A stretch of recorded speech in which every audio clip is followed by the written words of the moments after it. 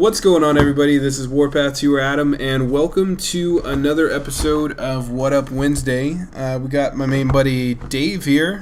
Dave, what's up, bud? What's going on, man? Nothing, dude. I'm exhausted. I honestly, after this, I might just take a little naptism and enjoy myself a little bit, and then wake up at like 9 and stay up too late again. That's funny because I just rolled out of bed. Oh, I fucking hate you, dude. I hate you so much. It's not 6:30. I really want a nap. Yeah, right. No, that's fine. No, waking up at 6:30 is fine if you took a nap after work. But I just got home, so if I take a nap now, I'm not waking up till like 8 o'clock. Yeah, that's true. So you guys missed it. Obviously, you didn't miss anything last week because there wasn't an episode. I was feeling just way done with YouTube. So I took a little week off. We're refreshed. And today, we're going to talk about things we give no fucks about. So I'll go first so you guys can kind of get this. But I really give zero fucks about stupid people problems.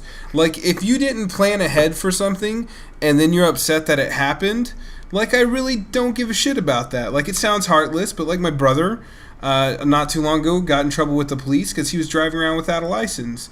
He's been driving around without a license for 2 years.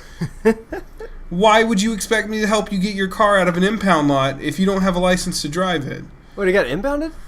It got impounded because he doesn't have a fucking license for 2 years. Most of the time they're cool. They let somebody else come get the car. My brother's kind of got a history, but even then, I'm not going to get a car so you can drive it again so it gets impounded again, you fucking moron. Wait, this is Pool Man brother, right? No, this is my oldest brother. Oh, okay. My oldest brother. Brian's cool. Brian's legit. He keeps all his stuff taken care of. But no, this is my oldest brother who's a social degenerate, dumbass retard, and decides that that's a good idea after I've warned him 3 or 4 times, you're going to get pulled over. You have a record in the city you're in. And he just is like, nope, I'm going to be good. And then calls me up the day after it happens and says, you got to help me get my car out. # nope. Just nope. That is not happening. Oh, man. So, your turn. Things I give no fucks about.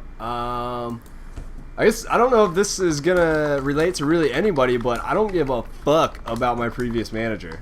Oh yeah. there's a long story behind that. New guy came into the district, and he successfully, within 2 to 3 weeks, pissed off every manager in the district and half of the employees, including the district manager. So I was giving him the benefit of the doubt because I worked with him almost every day, so I'm not trying to have that awkward 8 hours every time I have to go in.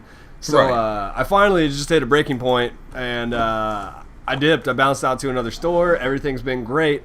This morning, this all comes full circle again. I get a call from my new manager, who I've known for years, or a year or something like that, and he's like, hey, I need you here at 6 a.m. on Thursday, because apparently the old manager decided to concoct this big theft ring in his head and reported all the LPs, so now we're all getting dropped with random audits, and he's just ruining my entire week. So wait, he came up with this theft ring, you're saying like he made it a story? Like it didn't really happen? Like there was a guy at one of the locations and he got caught. Like he gave some hats to a buddy that was moving away. It just hooked him up, threw him some product, and he ended up getting caught. There was text messages and everything. Like it's all the proof is there, everything, like even him admitting it in one of the texts.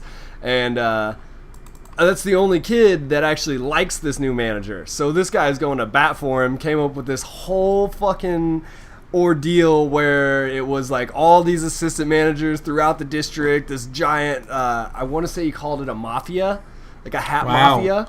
And, yeah, that we were all stealing and blaming it on this one kid. A hat mafia.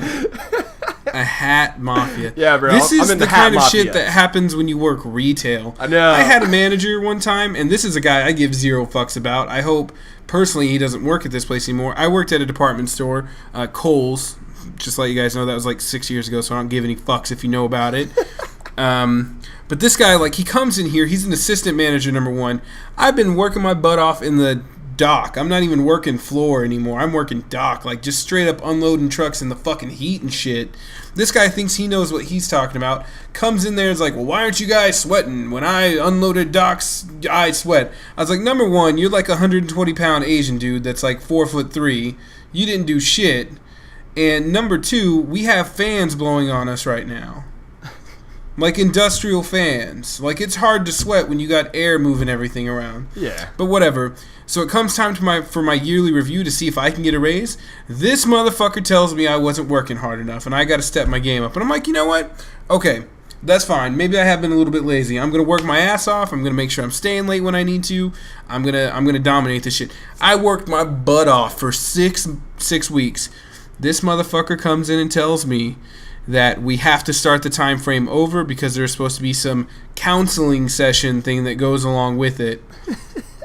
I found a job the next day somewhere else. Nice. That paid more money. To go along with like the performance review thing, the store that I was at with that manager, like we were slaughtering the company in embroidery, which is like the main thing, the main upsell. And like they had this whole thing with lids cards too and blah blah blah. Well, the first week after I left that store, we get like our weekly reports or whatever, and it shows you all the stores in the district. Yeah, his store went from number 1 to the least. I think it's like 13th or whatever. And the store I transferred to, number 1, number 2, something like that. Wow. So why are you not a manager somewhere? Like there's really no openings. Still, man, they got to make something for you. Kind of hit or miss. I've been rocking this assistant for like a year and a half. Wow. All right, guys. Well, I think we're going to wrap it up here. For real, tell us in the comments what you don't give any fucks about. And David, kick us with a little outro here. Nah, bro, I don't give a fuck about outros. All right. Well, I guess we'll see you bitches next week then. All right. This is Adam Warpath 2. Big Ticks. Peace out, guys.